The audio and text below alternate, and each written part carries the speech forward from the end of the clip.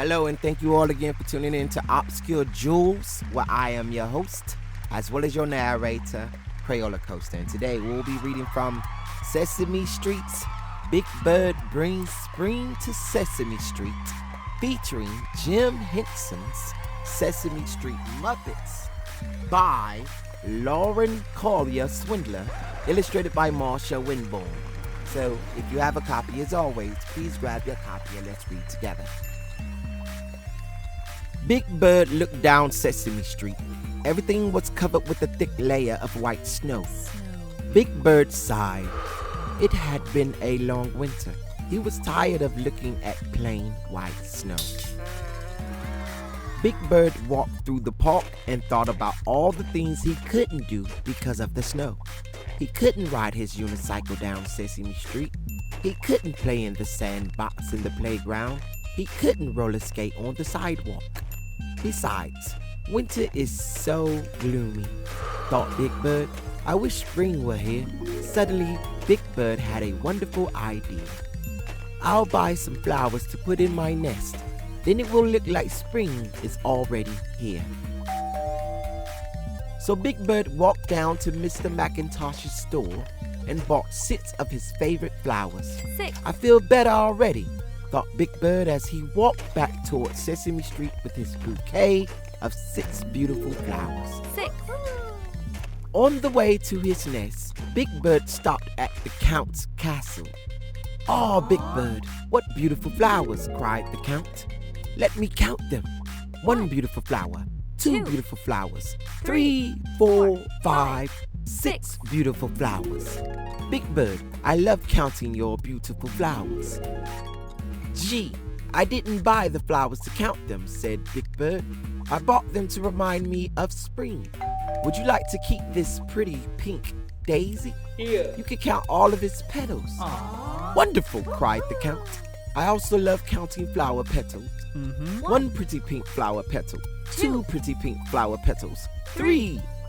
Big Bird walked down Sesame Street, carrying his 5 flowers.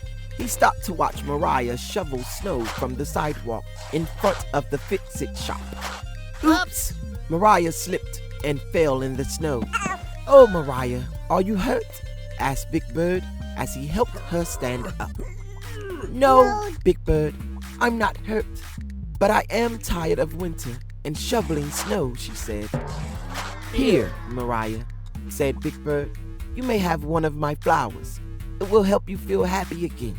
Aww. "Thank you, Big Bird," said Mariah, taking the orange tiger lily. Big Bird walked on down Sesame Street with the 4 flowers he had left.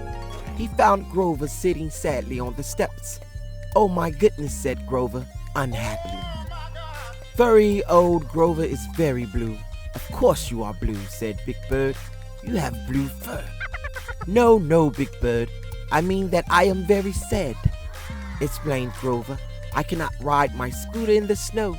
Maybe this blue pansy will make you feel better," said Big Bird, and he gave it to Grover. Here. Big Bird looked down at his 3 flowers and he noticed that one of them was bent over. "Uh-oh," said Big Bird, holding up the purple iris. "This flower's stem is broken." The lid of the trash can clanged open. "I love things that are broken," said Oscar the Grouch, leaning out of his can. "Well, gee, Oscar, I guess you may have my purple iris." Here. "Thanks, Bird," said Oscar. "Grouches like flowers that are bent and broken." He grabbed the purple iris and slammed down the lid of the trash can. Big Bird clutched his last 2 flowers, then he saw Ernie. "Hi, Big Bird," said Ernie. "You look cold."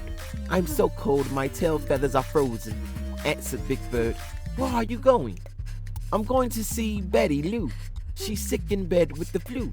I wish I had something to take her to cheer her up." "Oh," said Big Bird, looking down at his last 2 flowers. "Do you think she would like a yellow daffodil?" "Oh, yes." "Thank you, Big Bird." Ernie took the flower and went into 123 Sesame Street. Big Bird went into Hooper's store to get warm. Bert was sitting at the counter, sadly sipping his figgy fizz. "What's wrong, Bert?" What's wrong with you? asked Big Bird. "You look kind of glum." I've lost my favorite paperclip, wailed Bert. I dropped it in a snowdrift. Now I'll have to wait until the snow melts to find it. Oh, Big Bird, what if my paperclip gets all rusted by then? Don't worry, Bert, said Big Bird. Your paperclip will still be there in the spring. Oh, Big Bird, sighed Bert. Then he looked at the single rose Big Bird was holding. Say, what are you going to do with that beautiful rose, he asked. Excuse me? I'm going to give it to you, Bert. Aww. Big Bird gave Bert his last flower and left Hooper's store. Empty-handed, Big Bird walked back up Sesame Street toward his nest. He had given away all 6 of his flowers. Oh well, he thought, soon it will be spring.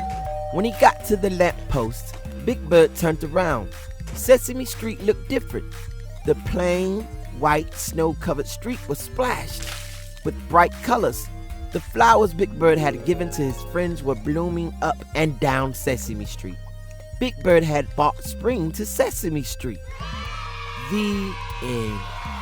And that was Sesame Street's Big Bird Brings Spring to Sesame Street by Lauren Collier Swindler, illustrated by Marsha Winborn, featuring Jim Henson's Sesame Street Muppets.